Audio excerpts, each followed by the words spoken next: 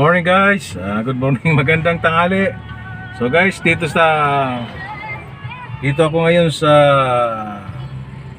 tawag dito sa Quezon City sa panulukan ng Mayon at Dapitan. So papakita ko po dito sa inyo yung mga gawa ng ating mga Pilipino handmaker, mga gawang Pinoy.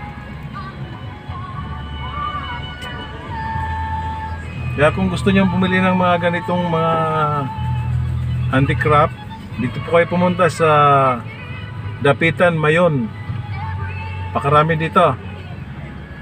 Guys, papakita ko sa inyo. Hindi na lang ako bababa kasi walang maparkingan.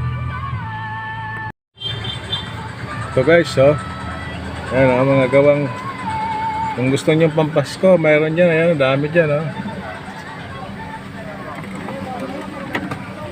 Hey, boss. Ayan,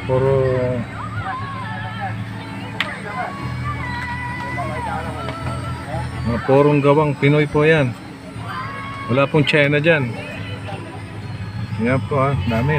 Ayan po yung mga kahoy na plato. Ayan po, dami yan. Dami pong namimili rito. Marami pong namimili rito mga boss. Ayan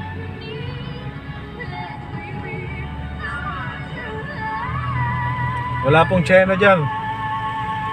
Dito po to sa Mayon Street, Dapitan.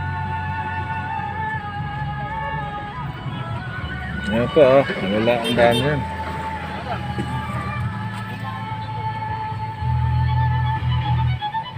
Tayo baka baba kasi walang maparkingan. Sobrang dami namimili, magpapasko eh.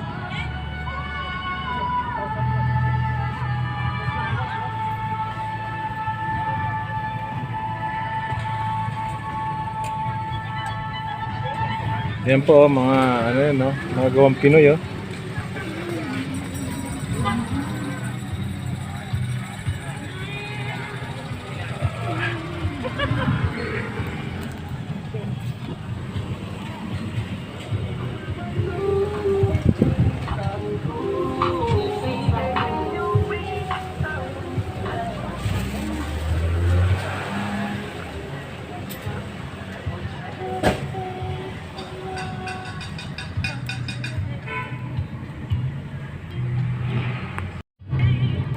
Makabili ng mga gawang Pinoy po, mga handicraft doon po sa Mayon Street.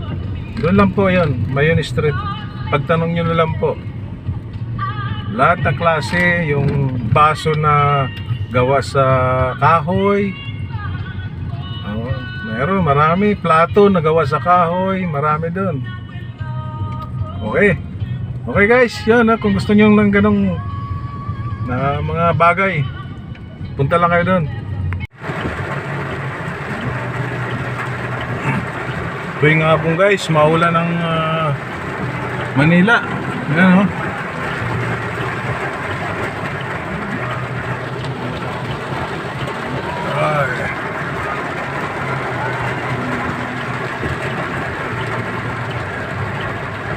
Mag-ingat kayo guys, maulan.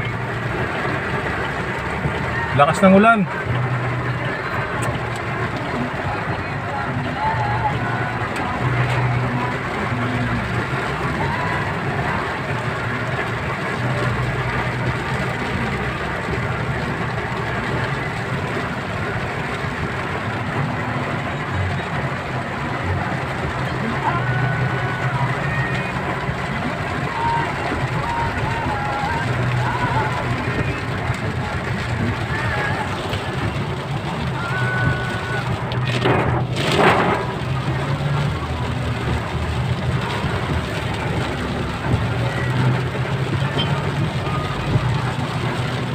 Nagtago yung mga pasahero guys.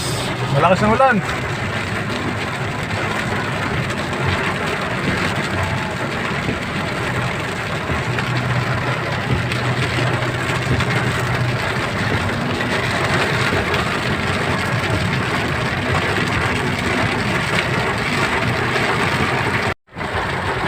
guys, idlip muna tayo. Makulimlim naman ng panahon.